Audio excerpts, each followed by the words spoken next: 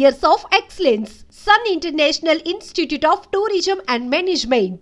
నీ మొండితనం మూర్ఖత్వం ఏమిటో నాకు అర్థం కావట్లేదమ్మా. రాసిచ్చిన మందులు వాడకపోతే ఏ డాక్టర్ అయినా ఏం చేయగలరు చెప్పండి.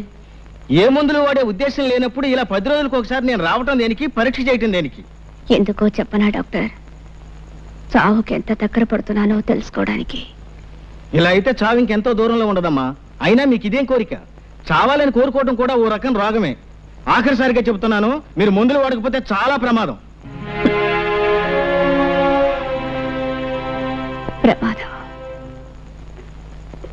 నమస్కారం నరసింహ. ఓ డాక్టర్ గారా, కూర్చోండి.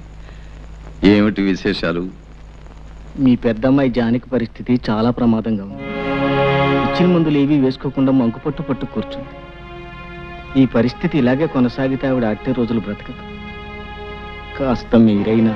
డాక్టర్ గారు, మీకు తెలియదా నా పెద్ద కూతురు జానకి చచ్చిపోయి ఇప్పటికీ 5 సంవత్సరాలు అవుతుంది.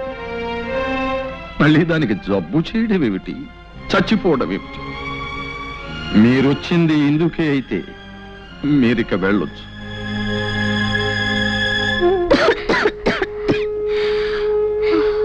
ఏమిటి ఏమిటి ఇది? ఇన్నాళ్ళు నిన్ను చూసి వెళ్ళలేకపోయినా కనీసం దగ్గరలో ఉన్నావున్న తృప్తితో ఉన్నాను. నువ్విలా ఆరోగ్యం పాడు చేసుకుని. అమ్మా, నిజంగా నా మీద కోపం లేదా అమ్మా? కడుపు చించుకు పుట్టిన బిడ్డలు తప్పు చేస్తే కన్నవాళ్ళకుండేది కోపం కాదమ్మా, కడుపు కోత. అమ్మా, ఇన్నాళ్ళు ఊరి చివర నేను ఒంటరిగా బ్రతికింది ఎందుకో తెలుసా? ఎప్పటికైనా నువ్వు దయదలిచి నా దగ్గరకు వస్తే ఓ నిజం చెబుదామని. ఏమిటమ్మా అది? అమ్మా, నేను కడప దాటి వెళ్ళడం మాత్రమే మీకు తెలుసు, కానీ ఆ తర్వాత ఏం జరిగిందో మీకెవ్వరికీ తెలియదు. నేను వెళ్ళిన మరుక్షణమే చేసిన పొరపాటు ఏమిటో తెలుసుకున్నాను. అమ్మా, నేను ఏ తప్పు చేయలేదమ్మా, ఏ తప్పు చేయలేదు.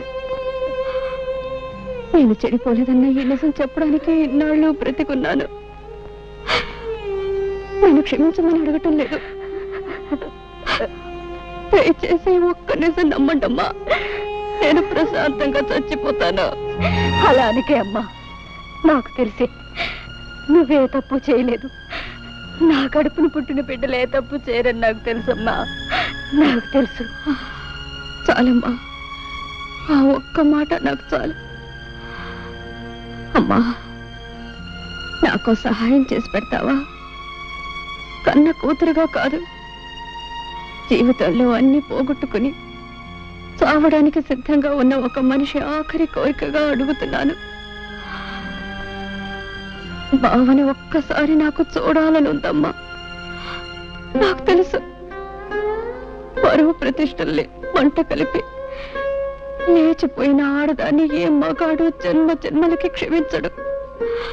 కానీ బావ దేవుడు లాంటి వాడు. ఆ దేవాలయం దాటి వస్తే గాని ఆ దేవుడి విలువ తెలియలేదమ్మా. ఏ కన్యలతో అతన్ని కరిగిస్తావు, ఎలా ఒప్పిస్తావు? ఈ ఒక్క సహాయం నాకు చేసి పెట్టమ్మా. అలాగేనమ్మా. అమ్మా, ఈ విషయం ఎవరికి చెప్పొద్దు, నాన్నకి చెల్లాయి కూడా చెప్పొద్దు. చెప్పనని ఒట్టేయమ్మా. అలాగేనమ్మా, ఎవరికి చెప్పను. అత్తయ్య, మాట్లాడాలన్నావట? నేను చెప్పే విషయం ఎవరికి తెలియకూడదు బాబు, అందుకే ఇక్కడికి రమ్మన్నాను. ఏమిటత్తయ్య అంత తెలియకుండా విషయం? అదే అదే నీకు ఎలా చెప్పాలో తెలియటం లేదు బాబు. అదేంటత్తయ్య, నేనేం పరాయి మనిషినా? నా దగ్గర సందేహం ఎందుకు, చెప్పు. నేను రాత్రి జానకి దగ్గరికి వెళ్ళాను బాబు. బాబు, ఒక్క మాట విని వెళ్ళు. కన్న బిడ్డ చావు బ్రతుకుల్లో ఉంటే కడుపు తీపి చంపుకోలేక కడసారిగా దాన్ని కళ్ళారా చూద్దామని వెళ్ళాను. ఈ తల్లి చేసింది తప్పనుకుంటే వెళ్ళు. జీవితంలో తొలిసారి అమ్మా అని పిలిచిన బిడ్డ మీద కన్న తల్లిగా కాస్త దయా జాలి చూపించటం న్యాయం కాదనుకుంటే వెళ్ళు బాబు, వెళ్ళు. అది నా చేతులు పట్టుకుని ఏడ్చింది. గడప దాటి బయటికి వెళ్ళినా నేనే తప్పు చేయలేదమ్మా అని పిచ్చి దానిలా మొత్తుకుంది. బావ కట్టిన తాళి శ్రీరామ రక్షయ్య నన్ను కాపాడిందని కూడా చెప్పుకుంది. బాబు, నిన్నొక్కసారి చూడాలని ప్రాధేయపడింది. బావనొక్కసారి పంపించమ్మా అని నా కాళ్ళు పట్టుకుని ఏడ్చింది. బాబు, దాన్ని చూస్తే నా గుండెలు తరుక్కుపోయాయి. ఏ తల్లికి ఇలాంటి పరిస్థితి రాకూడదు. తల్లిగా కంటే ఓ ఆడదానిగా ఎక్కువ ఏడుస్తున్నాను. బాబు, జరిగిన దాన్ని బట్టి నిన్ను దాని దగ్గరికి వెళ్ళమనడం తప్పే కావచ్చు, కానీ నువ్వు మంచివాడివని దయగలవాడివని నిన్ను అడుగుతున్నాను. చావు బ్రతుకుల మధ్య ముగిసిలాడుతున్న దాని చివరి ఆశ నెరవేర్చు బాబు. ఆ పిచ్చి దాన్ని ఒక్కసారి చూసిరా. చిన్నవాడివైనా నీకు చేతులెత్తి మొక్కుతాను బాబు. నా మాట కాదనుకు బాబు. అలాగే, తప్పకుండా వెళ్ళి చూసి వస్తాను. చాలా సంతోషం బాబు, చాలా సంతోషం. నువ్వు ఇంటికి వెళ్ళు.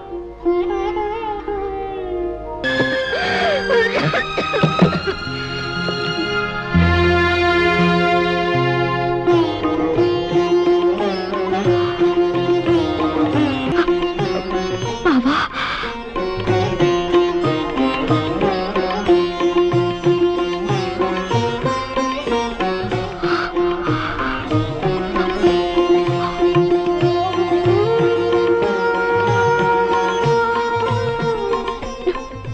నిజంగానే వచ్చావా?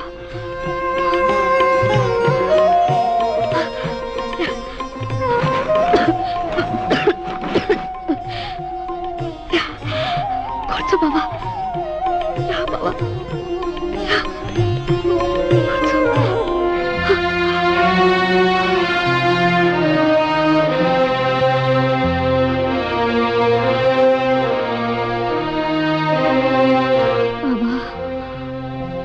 జీవితాంతం నీకు తోడుగా ఉంటానని అగ్ని ముందు ప్రమాణం చేశాను. మాట తప్పి వెళ్ళిపోయాను. నీకు తీరని ద్రోహం చేశాను బావా. నీ కాళ్ళు పట్టుకోవడానికి కూడా నాకు అర్హత లేదు. కనీసం నీ నీడనైనా తాకని బావా. నన్ను క్షమించు బావా, క్షమించు. జానకి,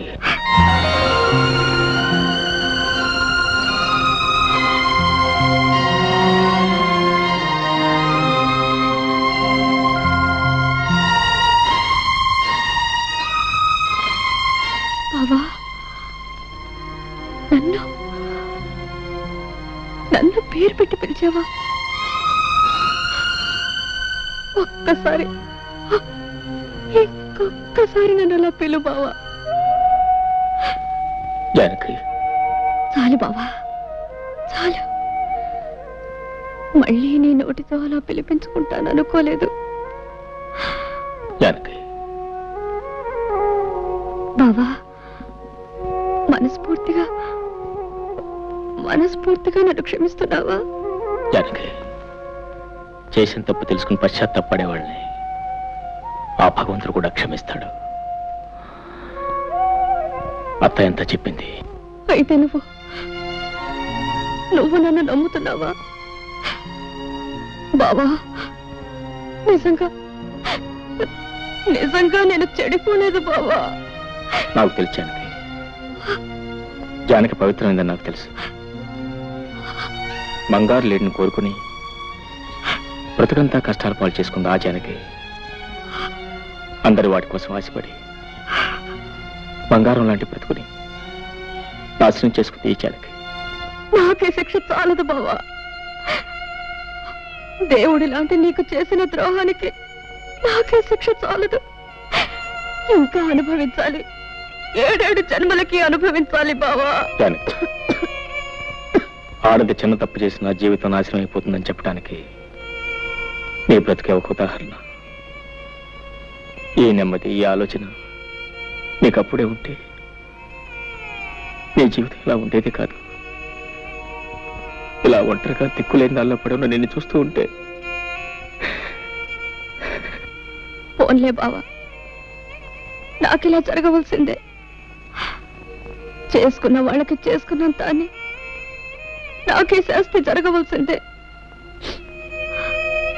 నా నాకు దొరికిన సౌభాగ్యాన్ని సంతోషాన్ని నేనే దూరంగా విసిరేసుకున్నాను.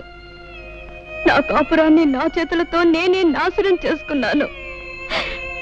కళ్ళు మూసుకుపోయి కట్టుకున్న నిన్ను కన్న బిడ్డని కాదని వెళ్ళిపోయాను.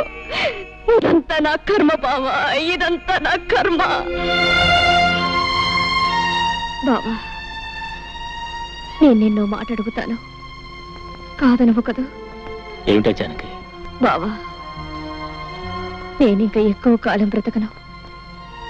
నీ రాక కోసం, నీ కడసారి చూపు కోసమే పోయే ప్రాణం బిగబెట్టుకొని ఇంతకాలం బ్రతికాను. బావా, నేను నీ భార్యగా కాపురం చేసి ఉంటే నేను చనిపోయిన తర్వాత నువ్వు ధర్మంగా చేయవలసిన పని ఇప్పుడు నేను భిక్షగా కోరుకుంటున్నాను.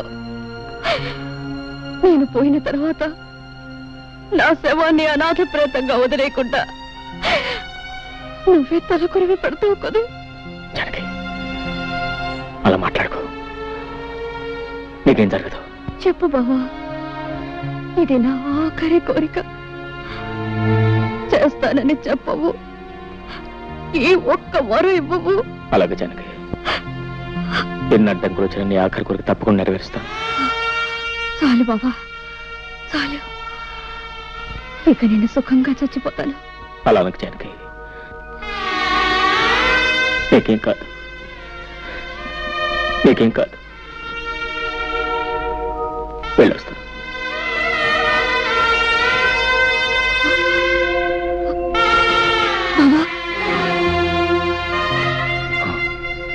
ఏం లేదు,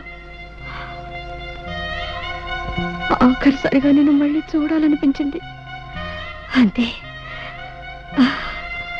ఉంటాను బావా.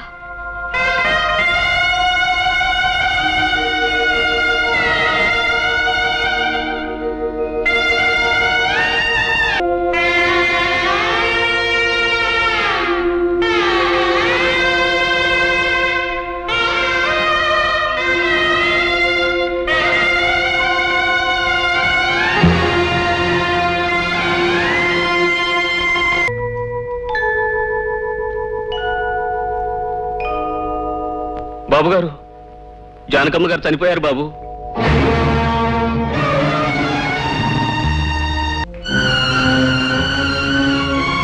అల్లుడు, ఏమిటల్లుడు నీ విన్నది నిజమేనా? నువ్వు బయలుదేరి శవం దగ్గరికి.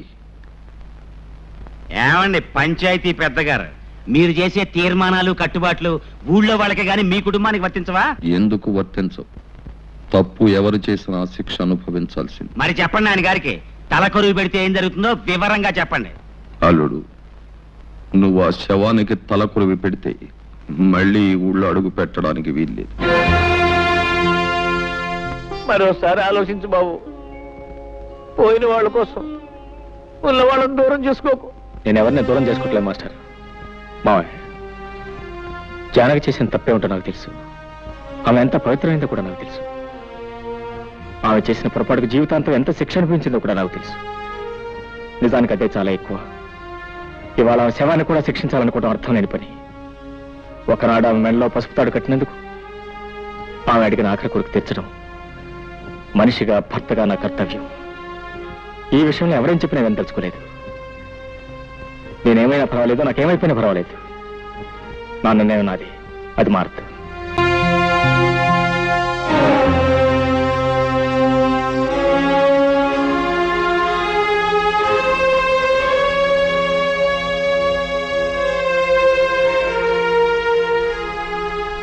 నువ్వు కూడా నన్ను వెళ్ళొద్దంటావు.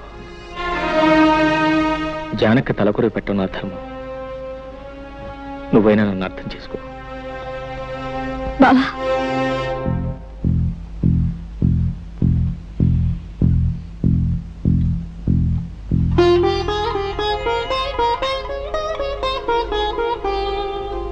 కుంకుమ ఒకటే తీసుకెళ్తున్నావు, ఇదిగో పసుపు. అక్కయ్య నింటి ముత్తైదుగానే పంపాలి. పద బావా.